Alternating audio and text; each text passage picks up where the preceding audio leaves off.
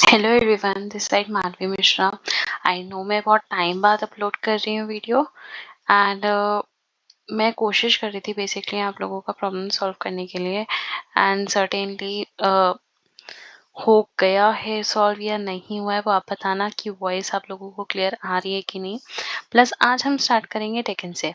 Deccan school of painting में हमारे पास आते हैं टोटल 5 पार्ट्स। ठीक है, पहला है हमारा अहमदनगर, दूसरा बीजापुर, तीसरा गोलकोंडा। ठीक है, एंड अगर आप बुक में ध्यान से देखोगे तो आपको एक मिलेगा बेरार और फिफ्थ मिलेगा बेदार। प्लस हम इसके साथ एक एडिशन और पढ़ेंगे विच इज हैदराबाद। ठीक है, हैदराबाद की हम सिर्फ पेंटिंग्स पढ़ेंगे। मेन फोकस हमको स्कूल वाइज देना है अहमदनगर, बीजापुर, गोलकोंडा। और बेरार और बेदार पे इसलिए नहीं देना क्योंकि at a time there was a time if this is R India. हाँ, गड़बड़ करी है मैंने।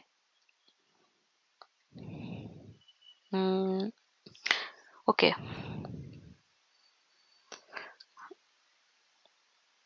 ये हमारा इंडिया है एंड ये वाला जो एरिया था, ठीक है, इसमें 2 पार्ट्स थे। एक तो हमारा डेक्कन कहलाया गया, एक विजयनगर था पहले, उसको कैप्चर किया गया। तो यहाँ पे पार्ट्स थे बहुत सारे। इन्होंने जब एक दूसरे को आपस में कैप्चर किया टू टेक आसपास की चीज़ें जो विजयनगर से थी, ये मैं आपको एक्सप्लेन करूँगी पूरा। एनसीईआरटी का जो हमारा एडिशनल इंफॉर्मेशन का है उस वाले में जो अलग से प्लेलिस्ट बना रखी है उसमें आप देखना, ये वाला आपको कॉन्सेप्ट समझ में आएगा। बट ये सिर्फ उनके लिए है जो कॉम्पिटिटिव एग्जाम्स दे रहे हैं। 12th क्लास के बच्चों के लिए सिर्फ इतना ही है, यही वाला पार्ट पढ़े, आगे ना जाएं। 12th के लिए ये भी काफ़ी ही है। ओके, तो अहमदनगर ने क्या किया, बेरार को कैप्चर किया और बीजापुर ने बेदार को कैप्चर किया। जो गोलकुंडा था उसका फाउंडर कौन है, सुल्तान कुली कुतुब उल मुल्क। रूलर इसका है अली आदिल शाह वन और इसका है हुसैन निज़ाम शाह वन। ठीक है, इनके ईयर्स याद रखना कि कौन कौन से ईयर्स में किसने रूल किया है, और ये तो शिया फैमिली का था। ठीक है, ये ध्यान रखना है। इनका मैं रूलिंग टाइम भी बताऊंगी आपको बाद में। रही बात वर्क्स की, इनके टाइम पे सबके टाइम पे अलग अलग काम हुए हैं। ठीक है, और एक काम ऐसा भी आता है जो गोलकुंडा और बीजापुर दोनों में हुआ, बट कोशिश हम ये करेंगे कि उसको हम एसोसिएट करें गोलकुंडा से ही। But if the option is not given then we have to put it in Bijapur. But वो भी काम मैं आपको आगे बताऊंगी।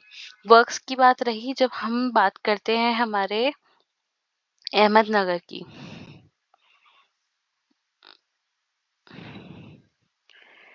अहमदनगर की बात करते हैं तो क्रोनोलॉजिकली सबसे पहले हमारा ये आता है, सेकंड हमारा बीजापुर आता है, थर्ड हमारा आता है गोलकोंडा।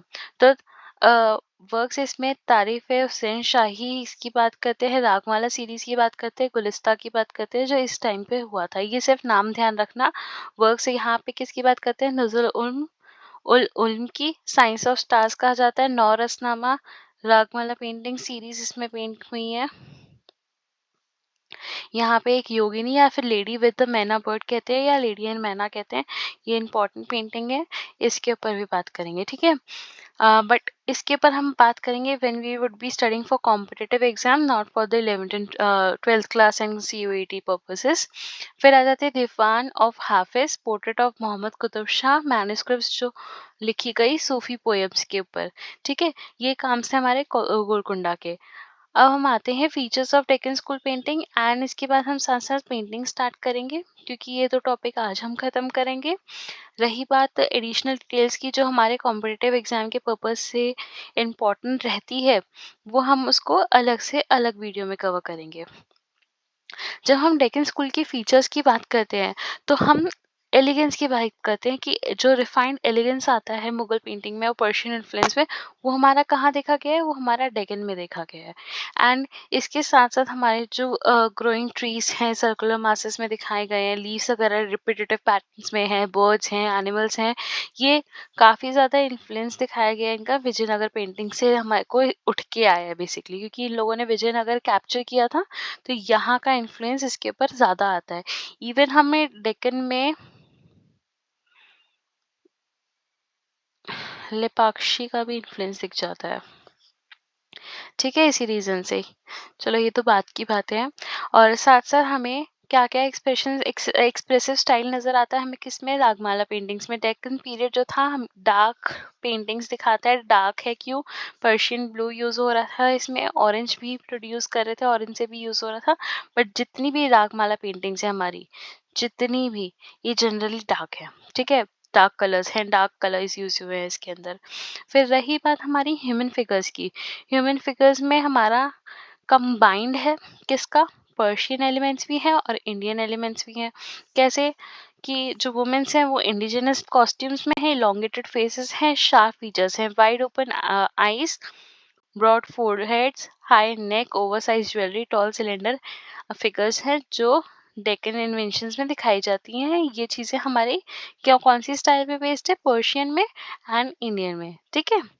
रही बात पोर्ट्रेट की, बहुत ज़्यादा इन्फ्लुएंस हमें दिखता है किससे? मुगल रियलिज्म से दिखता है।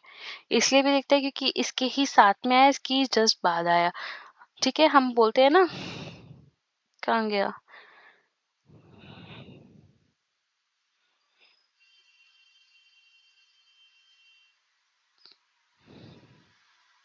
मैंने इसको याद करने का तरीका बताया था, डोंट मेक रफ पेंटिंग्स, जिसमें मैंने कहा था टेकन पहले आता है।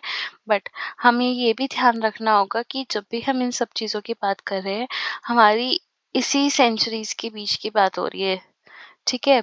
इसी के आसपास, ये एक दूसरे के सारे कंटेम्प्ररी ही हैं, ऑलमोस्ट कंटेम्प्ररी है, हल्का सा आगे पीछे ज़रूर है, बट जनरली ये कंटेम्प्ररी है। यूरोपियन नेचुरलिज्म दिखता है क्योंकि यूरोपियंस इस टाइम पे आ रहे थे और इनके सॉरी यूरोपियन, हाँ, नेचुरलिज्म दिखता है। और उसके बाद हमारे यूरोपियंस यहाँ पे आ रहे थे। Even it's there is the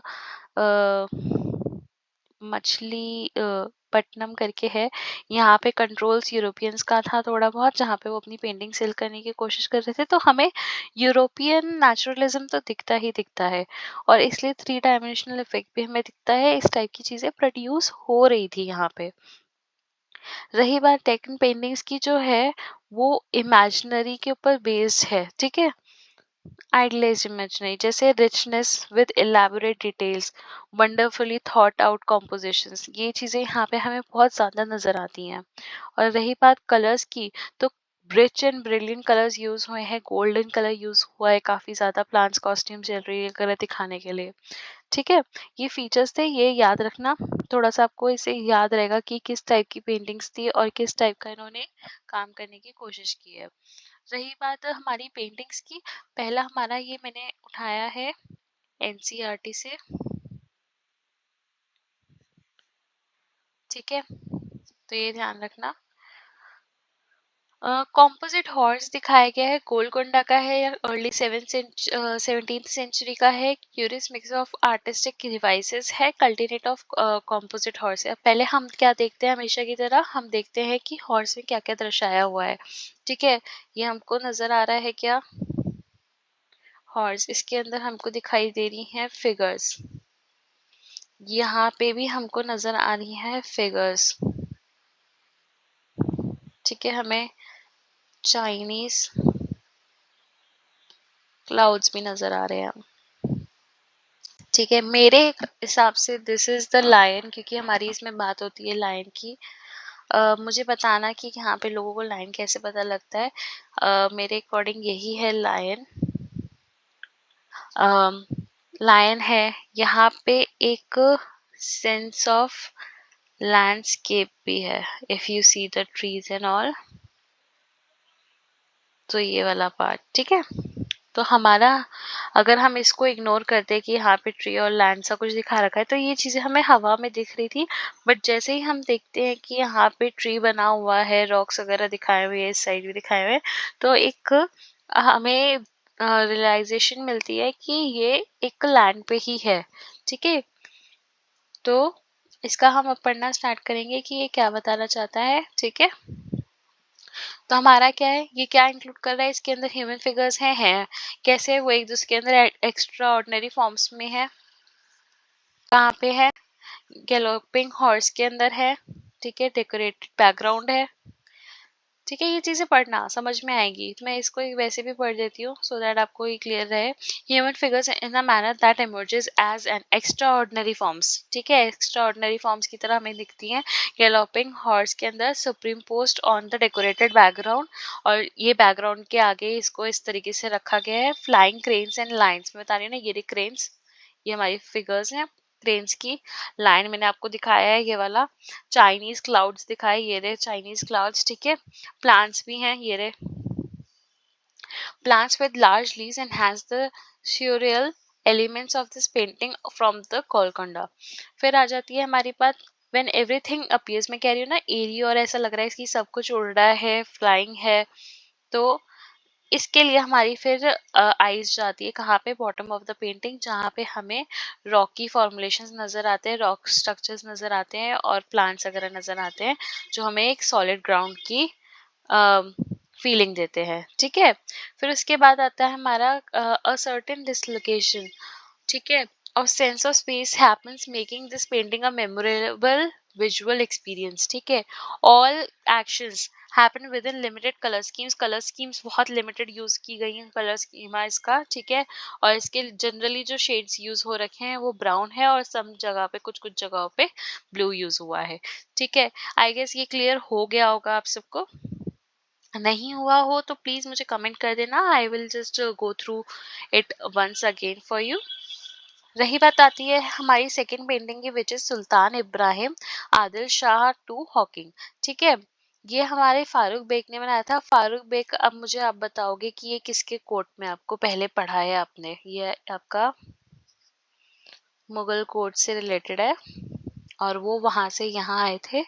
ठीक है, तो आप मुझे बताओगे किसके कोर्ट पेंटर थे ये।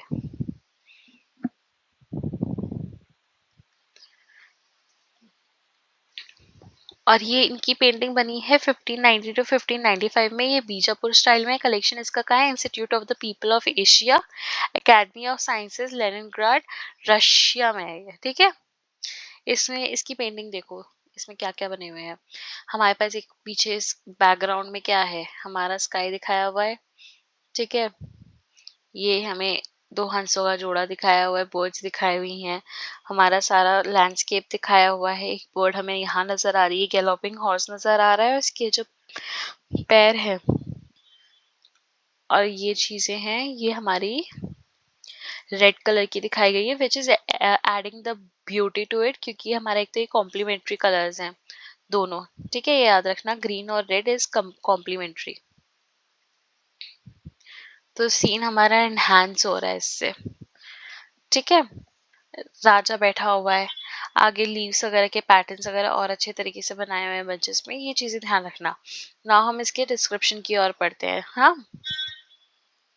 पेंटिंग जो है extraordinary energy and sensibility के साथ से definitely the brilliant red colour, मैंने बताया था, red colour on the limbs and tail of the horse and the flowing garment of the Sultan Ali Shah renders a visual experience which remains the one। Besides the dark dense forest foliage अच्छी खासी दिखाई है, deep olive green color, emerald green color and cobalt blue color की cranes दिखा रखी है पीछे, that birds are like the cranes in the background, and sunlit golden blue sky दिखा रखा है, जो enhance कर रहा है एक्सपीरियंस को पेंटिंग के narratives and its narrative which being the white hawk to the center stage with the delicately portrait of the। अच्छा, मैंने आपको बताया ना, ये एक दिखाती हूँ आपको, दोबारा से करती हूँ। व्हाइट हॉक कहाँ पे है हमारा, ये रहा हमारा व्हाइट हॉक, और ये बिल्कुल इसके फेस के सामने दिखाया हुआ है, ये चीज इसमें बताई हुई है। ठीक है, क्रेन्स का मैंने आपको बता दिया था कहाँ पे प्लेसमेंट है उसकी। फिर आता है हमारा पर्शियन इन्फ्लुएंस दिखाई देता है कि इसमें हॉर्स और रॉक्स वगैरह में प्लांट्स और डेंस लैंडस्केप जो है फोरग्राउंड में नजर आते हैं। ठीक है, आधा नेटिव इंस्पिरेशन। फिर जो गैलोपिंग हॉर्स जो है वो एनर्जी जनरेट करता हुआ नजर आता है और एंटायर पैनोरामिक लैंडस्केप दिखाता है। ठीक है, ये पेंटिंग क्लियर होगी। एंड इवन जो ये पेंटिंग्स हैं इनको ऐसे ही एज इट इज समझ लेना, क्योंकि if this comes into the paper और even in the case study style, you will be able to write the answer on the basis of it. फिर रही बात आती है रागिनी पाठ पाठम शिखा ऑफ राग हिंडोला।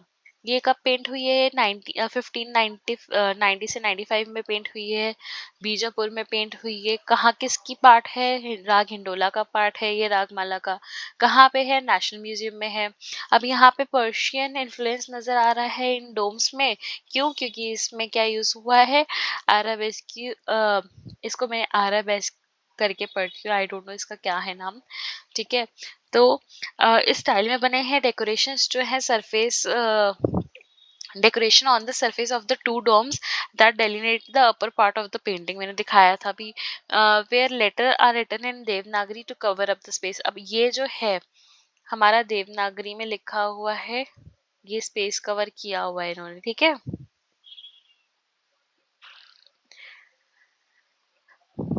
नीचे भी देख लो क्या हो रहा है पहले। ठीक है, अब यहाँ क्या हो रहा है कि यहाँ पे एक वुमेन है, यहाँ पे एक वुमेन है, यहाँ पे एक वुमेन है। ये क्या हो जा रही है? एक तरीके से हमें ये इंडियन इंस्ट्रूमेंट लग रहा है जो वीणा है। ये नाचते हुए दिखाई हुई है, मतलब बॉडी मूवमेंट सिखाए हैं, इसके बॉडी मूवमेंट सिखाए हैं। हाथी जो है हमें यहाँ पे छोटा दिखाया है, बड़ा इम्पैक्टफुल दिखाया है। ठीक है, तो ये चीज नोटिस करना है। एंड ये हमारा ये रेड कार्पेट दिखाया है, पीछे का जो बैकग्राउंड है वो ग्रीन दिखाया है। A woman जो है, two beautifully women dressed and bejeweled women are seen on the pavilion। ठीक है, and the third is seen outside. Pavilion पे हमें दिखाते हैं, ये वाला पवेलियन पे है, ये इसके बाहर खड़ी हुई है। Centrally placed women is playing the Indian instrument, मैंने बताया वीणा प्ले कर रही है, while the other two are accompanying the rhythmic sway of the bodies। Colours की बात जो है, वाइब्रेंट कलर्स यूज हुए हैं। रेड जो है डोमिनेट कर रहा है कलर, एंड ग्रीन जो है उसको कॉम्प्लीमेंट कर रहा है। जो मैंने अभी दिखाया ही था कि रेड एंड ग्रीन दोनों एक साथ यूज किए गए हैं फिगर्स में, बैकग्राउंड्स में, जो उसकी ब्यूटी इनहेंस कर रहे हैं। जो फिगर्स हैं वो स्टाइलाइज दिखाई गई है। कैरेक्टर्स जो है फिजियोलॉजी भी उनकी अच्छी दिखाई हुई है, फिजियोलॉजी अच्छी है, फेस स्ट्रक्चर अच्छा है, फॉर्मुलेटिक डिटेल्स दिखाई गई हैं। अब आती है कि डार्क लाइन्स वगैरह पे बहुत एम्फेसिस दिखाया हुआ है, डीप है। ठीक है, this is interestingly observable in the mural painting of Ajanta too. और यही सेम चीजें हमें अजंता की पेंटिंग्स में भी देखने को मिलती हैं, जो सेंचुरीज पहले बनाई गई थी। और एलिफेंट का बात आ जाती है, एलिफेंट की बात हमें याद रखनी है। Dark elephant on the left hand side corner पे दिखाया गया है। उसकी ट्रंक जो है रेज करते हुए दिखाई गई है, एक वेलकमिंग साइन है वो। एंड वो छोटा है in scale, but it creates visual interest and breaks the architectural structure. ठीक है, अब क्या है कि एक सिर्फ आर्किटेक्चर टाइप का बना हुआ है। ठीक है, उसमें एक इंटरेस्टिंग एलिमेंट जो है वो कौन डाल रहा है? वो हाथी डाल रहा है। ठीक है, ये बताने की कोशिश हुई है। रही बात, अब हमारे यहाँ जाते हैं सुल्तान अब्दुल्ला कुतुब शाह, जिनका कलेक्शन नेशनल म्यूजियम में है। एंड ये बीजापुर के हैं। 1640 में बने गए थे। Water colour in tempera on handmade paper में बनाए गए हैं ये। और अब इनके बारे में हम पढ़ेंगे कि ये क्या है, कैसे हैं और क्यों हैं। Portrait of sultan Abdullah Qutub Shah जो है गार्डन टेरेस पे बैठे हुए हैं। उनके पीछे जो है एक ब्लू कलर का पिलो है और वायलेट कलर का थ्रोन लाइक का कॉट है, जो इनको सपोर्ट कर रहा है। और ये यंग एज में दिखाए गए हैं, जो कम से कम 26 एज के आसपास दिखाए गए होंगे। और प्रोफाइल मैनर में, प्रोफाइल मतलब एक तरफ ऐसे दिखते हुए वहां पे बिठाए हुए हैं। इनका मैजेस्टिक अपीयरेंस दिखाया हुआ है। क्यों? क्योंकि इनकी आईज जो है सेंसुअस आईज दिखाई हुई है, एक्वालाइन नोज दिखाई हुई है, ब्राइट पिंक कंप्लेक्शन दिखाया हुआ है, थिन मुस्टैच है।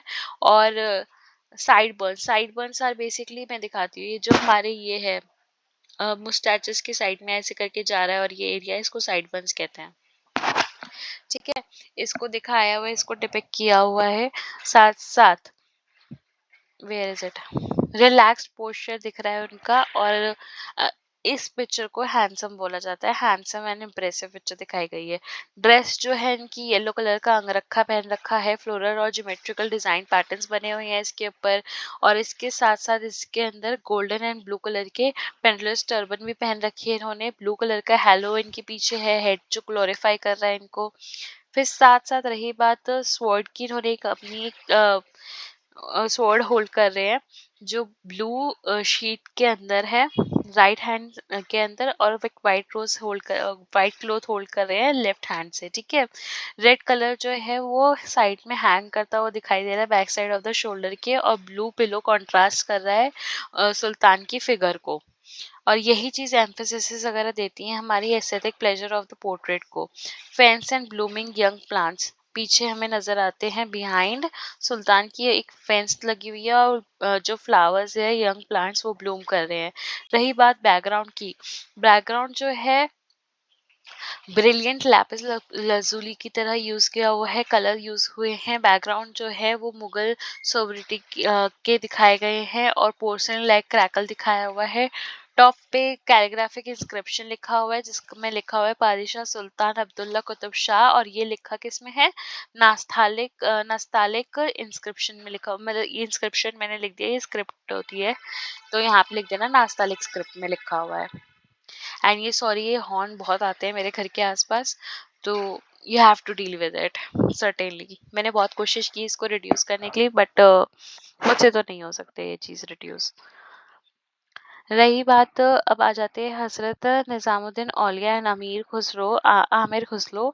इनकी पेंटिंग ना बहुत इम्पोर्टेंट भी है, एंड इसको पढ़ना ज़रूर, क्योंकि ये इम्पोर्टेंट रोल प्ले करती है। हाँ, और इनका कलेक्शन जो है नेशनल म्यूजियम में रखा हुआ है, हैदराबाद के स्कूल में है। 1750 से 70 के बीच में ये पेंट हुई है, इसलिए 18 सेंचुरी में आती है।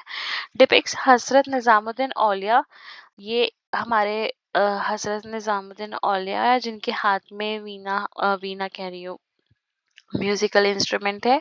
ये अमीर खुसरो है। यहाँ पे एक रोल आता है जिसमें इसको जाली है, जाली को क्या कहते हैं, लैटिस कहते हैं I guess, correct me if I am wrong. वैसे लैटिस ही कहते हैं। लैटिस है, रेड कलर की दिखाई हुई है, और यहाँ पे कंक्रीट पार्ट दिखाया हुआ, फ्लावर्स दिखाए हुए हैं, पीछे भी फ्लावर्स दिखा रखे हैं, ब्लू स्काई दिखा रखा है, प्लांट दिखा रखा है, हेलो करके वो हजरत निजामुद्दीन औलिया दिखाए हुए हैं, ठीक है। This is the basic structure जो दिखाया हुआ है। और अगर हम बात करें कि हज़रत निज़ामुद्दीन औलिया को दिखाया हुआ है, जो सेंट थे कब के, 13 सेंचुरी के थे, और music listening to the music, ये म्यूजिक लिसन कर रहे हैं जो उनके डेसिबल के थ्रू प्ले किया जा रहा है, जो अमीर खुसरो है। अब क्या है, in this painting Nizamuddin Auliya have been shown in the green colour clothes, अभी हमने देख ही लिया था वो। हेड गियर इन्होंने पहन रखा है, और बैठे हुए हैं वहां पे, ठीक है। और रही बात उनके डेसिबल की, आमिर खुसरो के कंटेम्प्रेरी म्यूजिक में मास्ट्रो है, sitting closely to the playing of a music, वो बैठे हुए हैं sitting close by playing a music instrument. He is wearing brown angarkha, turban, red waistband in uniform, and a black beard suggests his early younghood, ठीक है। I don't think so इसमें कुछ समझाने वाली बात ही, ये क्लियर ही होगा वैसे आप सबको।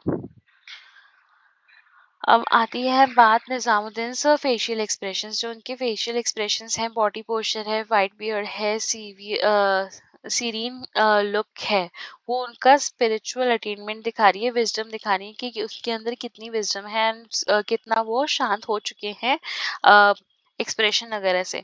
मतलब जैसे जैसे कहते हैं ना, नॉलेज वगैरह बढ़ती है, you go towards the spiritual and wisdom side.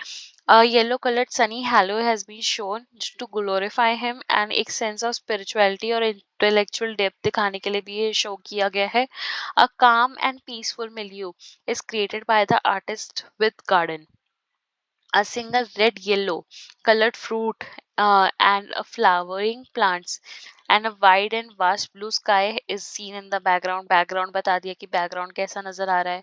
The golden yellow and pink courtyard and flower beds surrounded both foreground and background. A red color lattice, मैंने कहा था ना lattice कहते हैं, मैं भूल गई थी word but it's written lattice दिखाई देते जो enhance कर रहा है, ये EN है, ठीक है, enhance the beauty of the painting. ये थी हमारी बात किसकी, हजरत निजामुद्दीन औलिया एंड आमिर खुसरो की. रही बात आती है चांद बीबी प्लेइंग पोलो. यहाँ पे हमें ना दो चीजें ध्यान देनी है, ये बहुत इम्पोर्टेंट है एंड ये मैं डिस्कस करना भी चाहूंगी आप सबके साथ. चांद बीबी प्लेइंग पोलो दो जगह भी बनी है, एक तो गोलकोंडा में बनी है और एक बनी है बीजापुर में. एंड दोनों टाइम पे ये पेंटिंग बनी है. फेमस मेरे हिसाब से जो हुई है एंड जो आंसर्स जनरली मिलते हैं गोलकोंडा में मिलते हैं. एंड इफ गोलकोंडा ऑप्शन नहीं गिवन हो तो आंसर को मार्क करना बीजापुर, क्योंकि एनसीईआरटी में यही दे रखा है. और सेकंड मतलब बने दोनों में, एनसीईआरटी में ये वाला गिवन है. गोलकोंडा जनरली अगर ऑप्शन में आए तो गोलकोंडा को ही मार्क करना, क्योंकि जो फेमस हुआ था वो गोलकोंडा का हुआ था. बाकी बीजापुर अगर गोलकोंडा ऑप्शन में नहीं है तो बीजापुर को मार्क करना है. एनसीईआरटी में भी बीजापुर दे रखा है. 7050 में ये बनी है पेंटिंग. कलेक्शन जो है नेशनल म्यूजियम में दी गई है, रखी गई है. और इसके डिटेल्स पहले देख लो कि हाँ बैकग्राउंड में क्या है. एक पूरा पूरा फोर्ट बना हुआ है, अलग अलग लेयर्स में बना हुआ है. मून नजर आ रहा है, स्काई है, इंस्क्रिप्शंस लिखी हुई है, ये लिख लेना बॉर्डर्स के साथ. टोटल अगर इस पेंटिंग को अगर आप लोग देखोगे ध्यान से तो आपको एक पेंटिंग का नाम ध्यान आएगा जिसका नाम है चौगन प्लेयर्स. मुझे बताना कि इसका सब स्कूल क्या था, इसके आर्टिस्ट कौन थे, ठीक है. रही बात कलेक्शन की, अच्छा मैंने बता दिया. अब यहाँ पे क्या है कि हम चौगन प्लेस को जब देखते हैं तो वहाँ पे 6 जने थे और 2 जो थे वो फेस कर रहे थे टुवर्ड्स इनसाइड एंड बाकी सब टुवर्ड्स आउटसाइड फेस कर रहे थे. मतलब as in the horses were facing outside और सबका ध्यान बॉल पे था. यहाँ पे क्या है कि बॉल जो है वो भी अंदर है और सबका फेस जो है वो भी अंदर है और चारों डायरेक्शन से है और एक लेडी यहाँ पे भी खड़ी हुई है, ठीक है. और रही बात इसकी, ये भी सिमेट्री में ही है, ठीक है. एक एरी, एक बॉडी एरी, एक बॉडी एरी, एक बॉडी एरी, एक बॉडी एरी, ऐसे करके ये सेमी सर्कल में हमारी बर्ड्स खड़ी हुई हैं, ठीक है. अब इस यही सब चीजें जो हैं हम यहाँ पे पढ़ेंगे. हॉर्सेस के कलर्स के बारे में भी पढ़ेंगे कि एक का ब्लू है, वाइट है, येलो है और रेड ब्राउन सा है. Chan Bibi is playing polo with the three other mates. All the four are sitting on the horse back. All the four horses are drawn in four different colors, that is red, yellow, white and blue. There is another figure on the ground who is perhaps directing the game. मुझे लगता नहीं है इसमें कुछ समझाने की जरूरत है, बट अगर कोई कंफ्यूजन हो तो बता देना. Two players are trying to possess the ball with their polo stick. All the figures are certainly located hoops centrally needs, so centre में लोकेटेड है, मतलब सबकी सारी फिगर्स जो है सेंटर पे है. Hooves of the horses are uplifted. Horses are properly decorated. They are shown in fully dynamic movement, and there is a stout. They are shown stout and sturdy. The head of all the 5 female figures is covered with the headgears. The polo ground is uneven, painted in green color, and reflect vivid influence of the Persian style. The costume of the horse riders are richly decorated with the bright colors of the Mughal style. They are wearing multicolored ghagra and choli. Riders are on the white horse are bend, वो bend हो रखी है ball को poses करने के लिए, ठीक है. फोरग्राउंड जो है उसमें पॉन्ड दिखाया हुआ है, 6 वाटर बर्ड्स दिखाई हुई हैं जो एक सेमी सर्कल फॉर्मेशन में है, और जो बर्ड फ्लावर भी दिखाए गए हैं वाटर के अंदर जो रेड ब्लू व्हाइट कलर के हैं. बैकग्राउंड में स्काई दिखाया गया है डीप ब्लू कलर का with the moon and fort दिखाया हुआ है हॉराइजन के पास with the trees and dark colours use हुए हैं, ठीक है. ये तो थी हमारी बात चौगन प्लेस के लिए. चांद बीवी प्लेइंग पोलो. अब आ जाती है बात डांसर्स की. ये हमारा हैदराबाद स्कूल का है